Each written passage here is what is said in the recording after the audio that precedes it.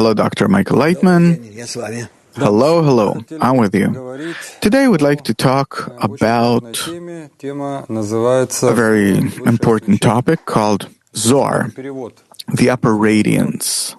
That's actually the interpretation of the word Zohar, radiance, upper illumination from Aramaic. When I prepared myself for this show, I saw that there is an enormous amount of shows, books on this topic.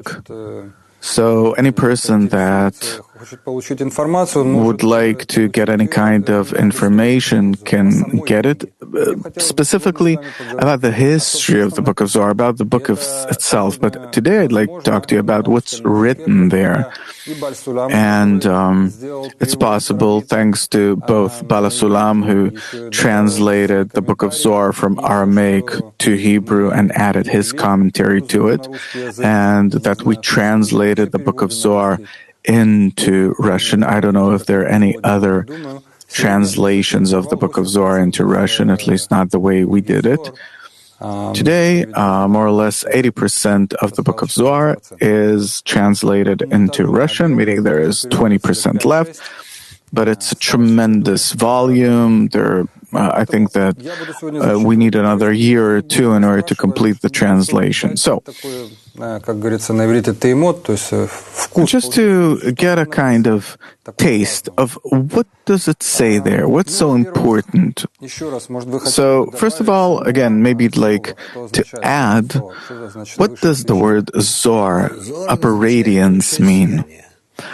Zohar means upper radiance, yeah. It is an upper radiance, the upper light, a light of understanding, of love, of governance, of participation, of everything. The light bears everything in it that comes down to a person, giving him a sensation, a feeling of the upper governance, the upper force, the upper goal, etc. What states awaken in a person this upper radiance? The upper radiance, illumination, awakens in a person a state of a sense of belonging, first and foremost. Belonging to the general force of nature. The general force of nature called Creator, and man, along with it, or accordingly, starts feeling himself on a completely different level. So what can we say that the Book of Zohar is the connection between man and the Creator? Well, the book isn't the connection. It leads a person to connection with the Creator. So it's a kind of an instruction of how to connect with the upper force. To some extent, yes. Kabbalists say that this book reveals all the secrets of the Torah, that it's a commentary to the Tanakh, Pentateuch. What secrets are there in the Torah? Secrets is that which we don't know. And what's not revealed to me today, I can call it a secret. And if this is something that I'll study, that I'll work on revealing, then it will no longer be a secret. So a secret isn't something mystical. It is that which is unknown to me, that is what I'd like to reveal. And there are many secrets in this book. What is it that we don't know? What's hidden from us? There's just one thing that we don't know. The upper force that has created us sustains and governs us. So we don't know how this force governs us. We don't. And that's what it says in this book. Yes. Okay. So maybe if we'll read a few excerpts now, then maybe some secrets will be revealed to us. Ramchal, the Kabbalist Ramchal, I think that he's from the 16th century. There lived such a Kabbalist in Italy. He said that Rashbi, Rabbi Shimon Bar Yochai, the author of the Book of Zohar, revealed the secrets of the Torah, and the friends listened to his voice, connected with him, and each put his portion into that connection. What does it mean? He had a group of students, 9 students. He was the 10th. Together, between them, they've created such a mutual connection, such a force, a desire to reveal the Creator in all possible conditions, interactions between themselves, that they were able to do it. It says that he sat, they read excerpts from the Torah, and everyone listened, and each said something, and one of them used to write these things down. So can I say that the uniqueness of this book is that it was written together by 10 people at the same time? Well, it's not that all the 10 wrote it together. There was one who was responsible for the writing, and all the others talked. Well, in short, everyone talked. Right, it says that this book contains the words of all the students. Each responded in some way to the texts of the Torah.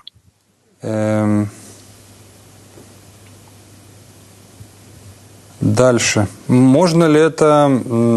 Вообще, есть ли разница, когда пишет один человек... Is there a difference between where one person writes, because mostly Kabbalists wrote their books by themselves, like Baal HaSulam, for example, he wrote by himself, on his own? Or is there a difference when 10 read it together?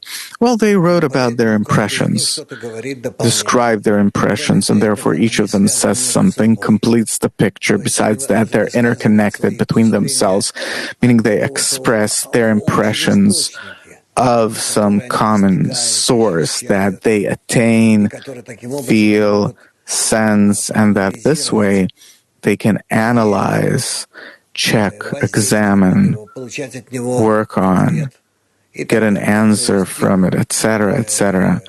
Meaning, those impressions of this general source of the Creator, it is a very serious investigation of the Creator, I'd say. Research. So, is there a difference where one person sits and writes, you wrote your books this way too? You sat for 3 weeks and wrote a book. And there are books where you give a lesson, you ask, the friends ask questions, someone answers something, and after that, we publish a book. And, for us, it's maybe not 10 people, but a few thousands of students. But is it similar in any way? And out of these lessons, later on, we make a book. Well, it's not exactly the same in Kabbalah. In Kabbalah, either a person writes a book from his own attainment, as Baal HaSulam wrote his works, compositions, or is it written by a group of people that are interconnected, that connect with one another? Between them, there are different states. And in these shifting, changing states, they start to perceive the Creator differently. And this is something that they describe. And the states that they go through between themselves, they describe it in the form of a journey in some place on earth. You name it. They describe it in a corporeal manner, in an earthly form. But really, they don't move. They didn't move from that place where they were sitting all together, the 10 of them. They resided in a cave, and everything happened only in that one place, in their connection between them. They describe the different forms of their connection, and in accordance with it, how do they attain the Creator? The closer they are, the more they attain Him, more vividly, the more they differ and distance from one another, the less they feel the Creator. And all these researchers of theirs, about the closeness and moving away from each other in the 10, and the closeness and moving away accordingly with the Creator, to the Creator. That is what the Book of Zohar is about. Yeah, Bala Sulam writes that the students of Rashbi attained all the 125 degrees. What is that state? It means that they have revealed their entire egoism, initial egoism. They rose above it to connection between them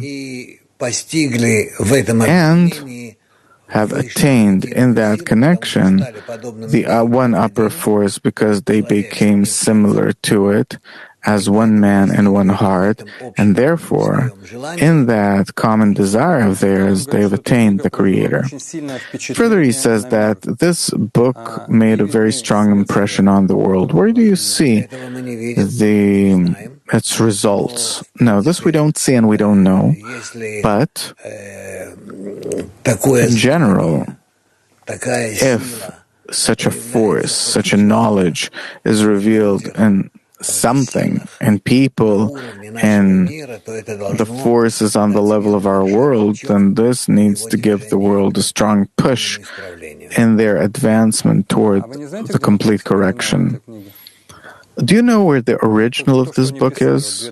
What they wrote 2,000 years ago. Where is it? Do you imagine if I'd say that I know? I wouldn't be able to leave home after that. I wouldn't be able to be anywhere. No, I don't think that there is such interest for this book. Can you imagine how much something like that costs? That's it? No, I don't know. I really don't know. I'm not just saying. I don't know. I don't think that this book, in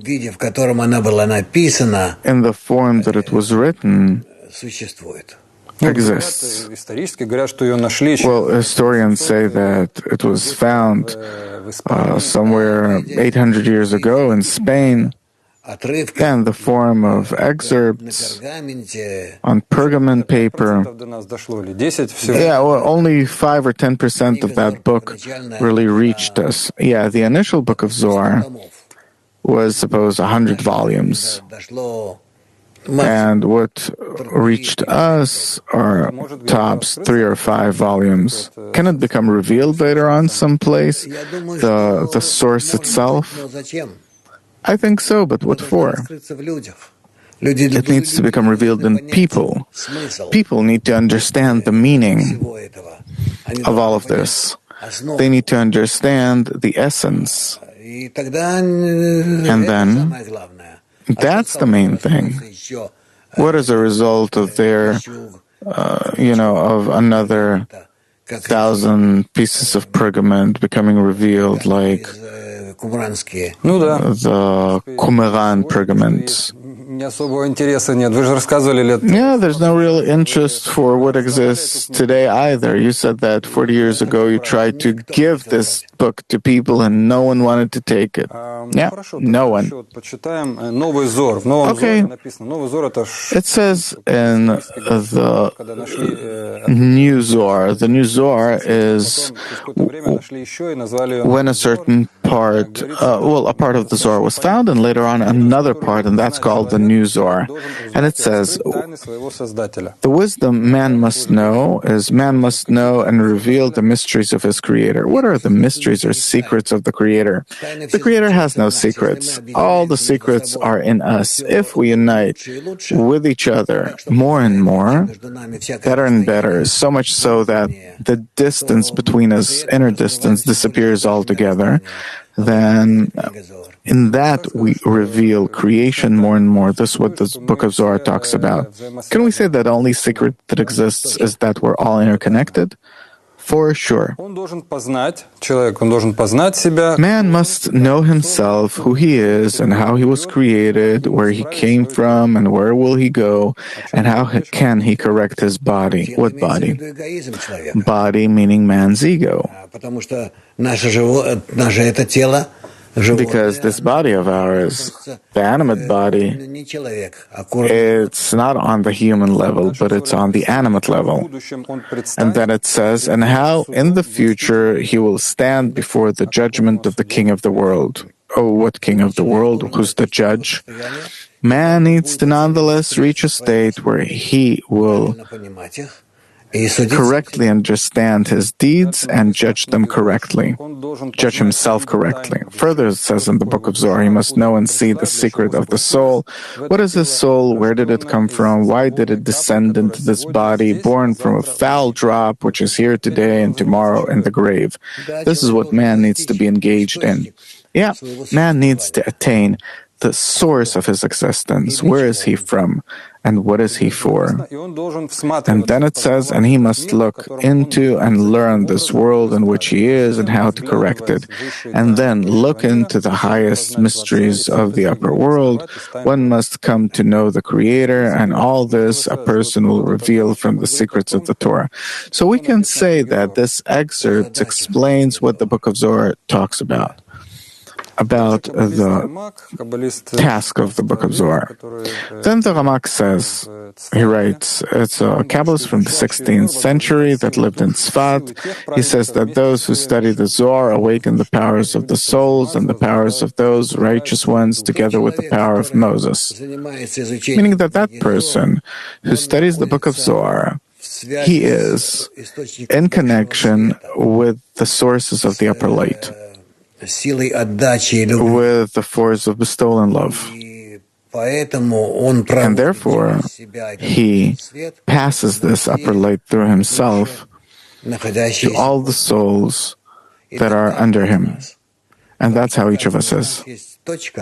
Because in each of us, there is a point that differentiates him from others, and precisely in that point, he is above everyone else, and that's how everyone is. And therefore, we all convey the upper light through us to the rest of the souls. So I don't need to change the world, but by changing myself, through my connection with others, I change myself. Yeah. Okay, there is Degel Machane Ephraim, that's how it's called, and he says that the language of the Zohar is fit or suits the soul, even though that man doesn't understand what it talks about. It's like, what does it mean that the language of the Zohar suits the soul, even though that person doesn't understand anything about it? Once we start shifting into the quality of bestowal instead of reception, altruism instead of egoism, we start understanding what the Zohar says. What does it call upon us to do? And we start doing it without any problems, easily. And we start understanding that the Zohar is actually an instruction of how to fulfill the soul. It's interesting that many Kabbalists, sages, say that man who studies the Book of Zohar doesn't understand anything in it, but he awakens upon himself this radiance, illumination that changes him. Why is it made such that a person reads and doesn't understand? It's not that it's made so, it's simply that a person start reading a book for grown-ups to a child. He won't understand what is it about. He won't. And, not some smart, wise things, but the most elementary ones. Because there is a meaning in the words that the child does not understand. So the method is that by opening the Book of Zohar, when opening the Book of Zohar, I know in advance that I won't understand anything, but you start reading and you start building a stronger connection with your friends, and through them you aspire as if for the Creator, as if because you don't know where and what. But all of these awakenings, along with the Book of Zohar, they start revealing in you this inner system of the world, and you start receiving some kind of illumination of the upper light. This illumination starts correcting you. And that's how you advance. So you don't advise people to read the Book of Zohar on their own, but together, preferably together, at least with another one, at least 2, 3 people. Everyone says that the Book of Zohar is unique. What's so unique about it? Because there are many books. It is a book that changes people, transforms them, if they follow it. There's the Talmud, Gemara, Mishnah. No, not in the same way and not even close. But why they're actually written? The Zohar is written in such a key, in such a way, connected with such upper sources that very much influence a person and are capable of revealing his quality of love and bestowal that are hidden in him. So that's the what's special about the book, what's unique. Yeah, it awakens the upper light and illumination over a person. Then it says that, and he who did not merit to understand the Book of Zohar needs to study it, because the Book of Zohar purifies the soul. Yeah. Then it says that the Zohar explains the act of Bereshit and Merkavah. What are these two states, Bereshit and Merkavah? The Maaseh of Bereshit are texts about the creation of the world, all of its systems, creation, how the system works, and Maaseh Merkavah are also texts which explain about how this system works, about the governance of the world, and both are related to us. We need to reveal these systems and participate in them. Bereshit, it's like in the beginning, he created creation, the ego, and Merkavah, it's the connection, the system of governance of creation. And all that is written in the Book of Zohar. Well, actually, for those that attain it, they do. Maybe there are only a few sentences written about it, but through them, a person starts seeing the entire system. Then it says that I heard from my teacher that the Book of Zohar has a new commentary every day. What does that mean? Right, because it depends on the qualities of a person. If he changes, if he improves, then every day he sees the Book of Zohar differently. It reveals a greater and greater depth of its text to him. There, he says that when studying the Zohar, he wept a lot until he merited understanding. What does it mean to weep, cry?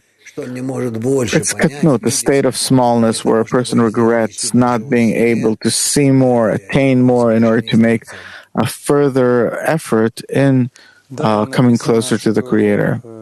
Then it says that before the Idra Rabbah, it's a cave where they sat together and wrote this book. Although they were in connection and union with each other, the students of Rashbi, this connection was temporary and was called the union of the first pillar. That is a single connection. And then Rabbi Shimon wanted to connect them in a double connection so that this connection will be stronger. What are these two forms of connection? I don't think that this is possible to explain. It's a connection between people who study the Torah that entirely speaks of the connection between us in a single system, a so-called single ten, a single soul. And so there is a connection that ends only a connection of smallness. It's a state of smallness. It's smaller, and there is a connection that includes in it the bigger state, where the stronger egoistic desires of a person kick in a corrected state, and these are called katnut and gadlut. Well, in Zohar for All, with the commentary of Bala Sulam, it says that all the friends who do not love each other leave the world prematurely. In the days of Rashbi, there was spiritual love between the friends, and therefore the secrets of the Zohar were revealed in his days. And he says that the friends themselves are to blame for not taking the path of truth, and that the Torah includes in it all of these senses of love, etc., etc. These are the two different types of love. It says that there is a spiritual one, and well, it's on the levels of katnut and gadlut. And what does it mean that all the friends that don't love each other, they're to blame for not taking the path of truth? Because they have not developed themselves to the degree of the great love, where the desire to receive also works in bestowal. And the last expert, the Zohar, says that to the measure of concealment that exists in every name and correction, the same is the measure of disclosure that exists in it. And the one who merits taking the measure of concealment is afterward rewarded with revelation to the same extent. It is a concealment that we need to make over our own ego in order to later on correct it and reveal it. And above the revelation, that's how the spiritual vessel works. Only in this case will we be able to receive in it the revelation of the Creator. So again, please, what's hidden from us then? Everything's hidden from us. But we are given a very interesting state. If we will gradually reveal it, then we will reveal everything. And the state that we will reveal it in our bestowing desires and not the receiving ones. And therefore everything that happens as a revelation within the concealment. And these two opposite forces, these two states, they